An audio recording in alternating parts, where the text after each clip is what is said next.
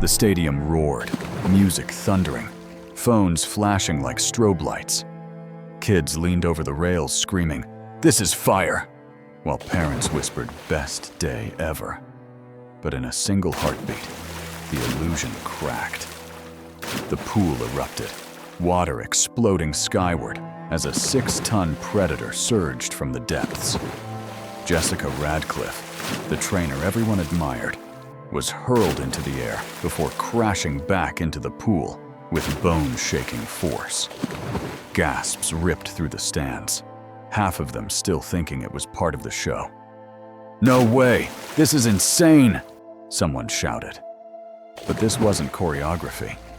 This was the moment trust broke, and instinct took control. For nearly 10 years, Jessica had built her career on belief that a bond could tame the wild, that trust could hold back nature's sharpest teeth. And for years, it worked. But on this day, under the blazing sun of Oceanland Marine Park, the ocean reminded everyone that predators never forget what they are. What about you? Would you risk stepping into the water with a hunter whose instincts are older than time? Drop your thoughts below, and don't forget to subscribe for more stories the world must not forget. The sun burned bright over Oceanland Marine Park, painting the water with fire and glass. The stands were packed, thousands of faces pressed forward, voices tumbling into the air like waves. Kids clutched cotton candy, parents held phones high, and somewhere in the roar of anticipation you could hear it. "This is gonna be insane!" On the stage, Jessica Radcliffe stood poised in her wetsuit, calm, collected, almost serene. 10 years of discipline wrapped into one steady smile. At her side, slicing through the turquoise water, was Kate, a 6-ton orca, black and white perfection. Together, they were the park's crown jewel. "Best day ever!" someone shouted, and for a moment, it was true. Jessica lifted her hand in a small, deliberate motion. Kate responded with a graceful roll, sending a sheet of water cascading over the front rows. Laughter erupted, the crowd rising to its feet. To them, this was magic, the kind of trust money couldn't buy. A connection between human and predator, so seamless it felt unbreakable. But beneath the applause, there was another rhythm, a quiet truth humming under the surface. Orcas were not pets, not props, not performers. They were hunters, apex predators, wired by millions of years of instinct. Jessica knew this better than anyone. She'd seen the flickers, the small flashes of the wild that no routine could fully tame. And yet, she believed. She believed in Kate's intelligence, in the bond forged in countless hours underwater, in the silent language they shared. For the crowd, it was entertainment. For Jessica, it was trust. But trust, no matter how bright under the sun, always casts a shadow. The music pulsed, the crowd buzzing with excitement. But beneath the shimmer of the pool, something shifted. Kate's movement slowed. Her circles narrowed, tighter and tighter, like a predator locking in. Her massive head lingered just beneath the platform, black eyes fixed on Jessica with a focus that felt heavier than routine. To the audience, it looked flawless. They clapped, cheered, shouted, "No cap! She's killing it!" Phones lit up, capturing what seemed like another perfect show. But Jessica sensed the change. Trainers called it reading the water, a sixth sense you earn after years with these animals. And in that moment, she knew something was different. Kate's exhalations grew deliberate, almost searching, bubbles spiraling to the surface like whispers from below. Orcas can't smell in the air, but in water? They're unmatched. They can detect blood in concentrations so faint no human would ever notice. And today, there was a trace. Metallic. Ancient. To Kate, it meant one thing only: the hunt. Jessica steadied her breath. She adjusted her cues, softening her gestures, trying to ground the orca in their silent language. For a heartbeat, it worked. Kate responded. A tail flick, a roll. But it was slower, less precise, as if she was moving on instinct, not trust. From the stands, nothing looked wrong. Kids were screaming, "This is fat!" Water sprayed over the first rows. Parents laughed, thinking they'd paid for the thrill of a lifetime. But on the trainer deck, Jessica's eyes told another story. She wasn't just performing. She was calculating, listening, waiting for the moment the balance might snap. Because beneath the choreography, the ocean never lies. And instinct doesn't ask permission. The show rolled into its centerpiece, Ocean Pulse, the act designed to leave crowds breathless. Music thundered through the stadium. Lights shimmered across the surface, and Kate erupted from the water in a perfect breach. Droplets exploded like shards of glass, drenching the front rows. The stands roared. "This is wild!" someone yelled, voices colliding in excitement. But Jessica wasn't clapping inside. She felt the subtle drag in Kate's rhythm. Between each trick, the orca lingered near her, circling tighter, slower, measuring. It wasn't the eager focus of a partner waiting for the next cue. It was something else. A stare that pinned her, heavy and unblinking.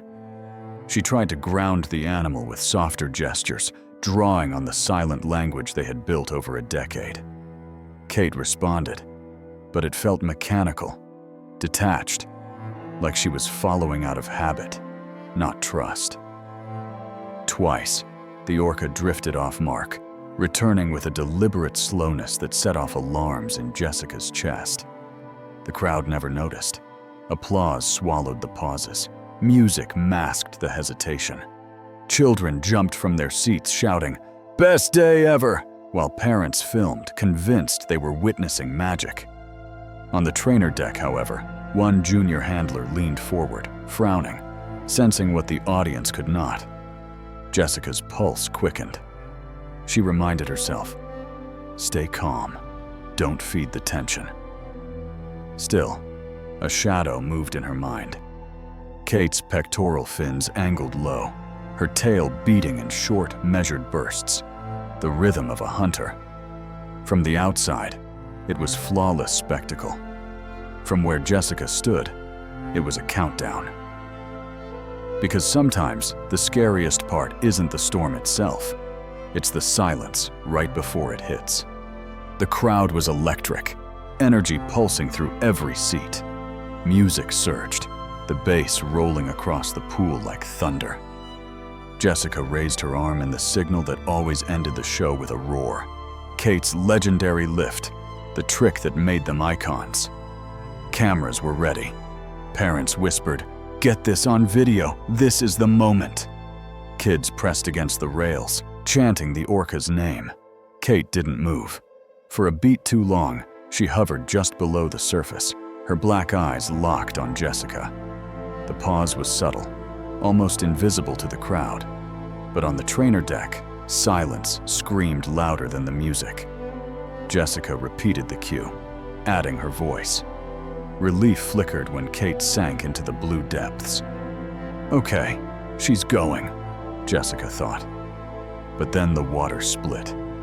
With a violent burst, Kate shot upward like a torpedo. Her rostrum slammed into Jessica's torso, launching her into the air. Gasps ripped through the stands, half terror, half confusion. Some clapped, thinking it was choreography. "No way, that was insane!" one teen shouted, phone raised high. But Jessica's body didn't arc gracefully. It crashed back into the pool with brutal force, the impact knocking the air from her lungs. She barely had time to orient herself before the shadow closed in. Kate struck again, jaws clamping around her side with crushing precision. The water swallowed Jessica in an instant. Noise from the crowd dulled into a muffled roar as she was dragged into the depths. Her hands pushed against the orca's massive head, tapping the release cues, signaling desperately for freedom. Nothing. Kate twisted, rolling them both in a slow spiral. Not chaotic, controlled, calculated.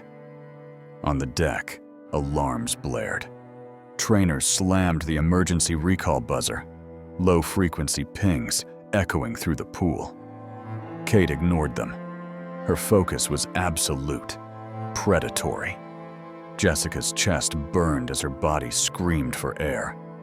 Stay calm. Conserve oxygen. That was the drill. But panic clawed at her throat. Every second stretched like an eternity.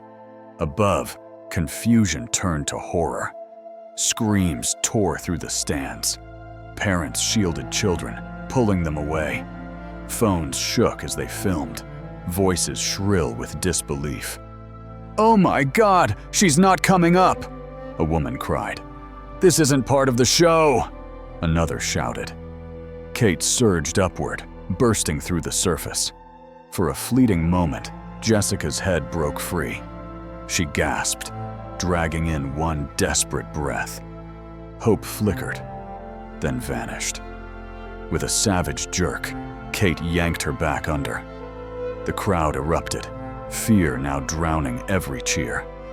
Jessica's world narrowed to blue and black, to pressure and silence. Her arms fought against the pull, her body twisting, searching for release. But Kate held firm, rolling her prey in a predator's grip. Above, whistles screamed, water slapped, commands rang out. Useless against instinct older than language. In less than a minute, the illusion shattered.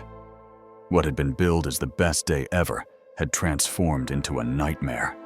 And no one, trainer, handler, or audience member, could stop what had already begun. Because once instinct takes over, the stage becomes an ocean, and the ocean never plays by human rules. The pool erupted into screams. Above the surface, panic spread like wildfire. But beneath, Jessica's world had narrowed to crushing silence and cold blue. Kate's jaws locked tight around her torso, each tooth pressing through the neoprene. Pain didn't get a bone. Jessica twisted, signaling every trained release command she knew. Tap, push, twist. Nothing. Kate's grip didn't waver. It wasn't confusion. It was control. The orca rolled deliberately, dragging Jessica through the water in wide spirals. Her lungs burned. Every instinct begged her to inhale, but she fought it back. Stay calm, conserve oxygen. Her training echoed in her mind, yet fear coiled tighter with every second. Her heartbeat thundered in her ears, louder than the alarms above. On deck, trainers slammed the recall buzzer, the low chime pounding through the water. Kate ignored it. Her focus was absolute, a predator locked onto prey. Jessica reached again, pressing against the rostrum, pleading through touch. Kate's black eyes were inches away, unreadable, ancient. The audience gasped as Kate surged upward, breaking the surface. For an instant, Jessica's head appeared. She coughed out a strangled cry, dragging in one desperate gulp of air. A child screamed, "She's not okay!" Parents shouted, "Oh my God, get her out!" Phones shook as hands filmed, voices cracking between disbelief and horror. Then, with a violent thrash, Kate yanked her back under. The second descent was brutal. Water slammed against Jessica's face as Kate accelerated downward, twisting with frightening precision. Her body spun, disoriented, bubbles exploding from her mouth. She clawed at Kate's side, fingers sliding uselessly across slick skin. Her chest convulsed, oxygen tearing away in streams of silver. Kate rolled her again, slow and deliberate. Not rage, not panic. Authority. Dominance. The orca's pectoral fins brushed against Jessica's ribs, a predator's caress, before tightening the spiral. The pool became a cage of motion, blue walls spinning, light shrinking above into a faint shimmer. Jessica's body screamed for release. Her legs kicked furiously, arms pushing, but the weight was overwhelming. She tapped again, the universal command for let go. Nothing. Kate's echolocation clicks rattled through the water, scanning, studying, as though savoring the struggle. Above, chaos tore the stadium apart. Trainers slapped the water, voices shrieking commands. Children wept, begging parents to take them away. A teenager yelled, "This isn't a show! No cap!" His phone still rolling as the nightmare unfolded. Jessica's vision blurred at the edges. Stars flickered in the darkness, her strength bleeding away. Somewhere in the chaos, she caught the memory of Kate lifting her gracefully years before, the crowd cheering, the bond that once felt eternal. That bond was gone. In its place, instinct, raw, unforgiving. Kate shifted direction, propelling them upward again. Light flared above. Hope clawed at Jessica's chest. But just as her head neared the surface, Kate rolled hard, dragging her sideways, plunging them deeper into shadow. The audience couldn't see it clearly, but Jessica felt the truth in every crushing second. This wasn't a mistake. It wasn't an accident.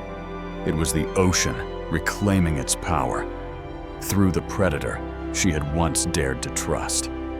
The water pressed in like a vice, heavy and merciless. Jessica's limbs thrashed, each movement weaker than the last. Kate's jaws stayed locked, iron and unrelenting, dragging her through the blue abyss. Her lungs convulsed, begging for air, her chest exploding with fire. She clung to the drills, burned into her memory. Stay calm. Hold on. But panic screamed louder. Above, the stadium had collapsed into chaos. Parents grabbed children, some covering their eyes. Phones shook in trembling hands. A voice cracked over the noise. "This is not part of the show. No way!" The dream of entertainment had shattered. Now it was horror broadcast, in real time. Kate whipped her massive body, rolling Jessica through the depths with terrifying precision. It wasn't rage. It was instinct, raw and absolute. The orca's clicks pulsed like sonar, scanning every desperate movement, tasting the weakness bleeding into the water. Jessica's vision narrowed, black at the edges, the surface now a distant shimmer. Then, light. Kate surged upward, her tail pumping like a piston. Jessica's head broke through for one desperate gasp. She coughed, eyes wide, inhaling life itself. Shouts erupted from the stands. "Get her out! Oh my God, save her!" For a split second, hope clawed its way back. But instinct doesn't negotiate. With a violent jerk, Kate dragged her under again. The descent was sharper, faster, merciless. Water punched Jessica's face, her arms flailing against the pull. Her body screamed surrender. Blood swirled in a dark red bloom, curling through the blue like smoke. The crowd shrieked. The nightmare was undeniable. Jessica's signals grew faint, her body slackening. Strength bled dry. The world around her blurred, sound fading, light vanishing. Only one truth remained, cold and final. Trust had broken, and instinct had claimed its victory.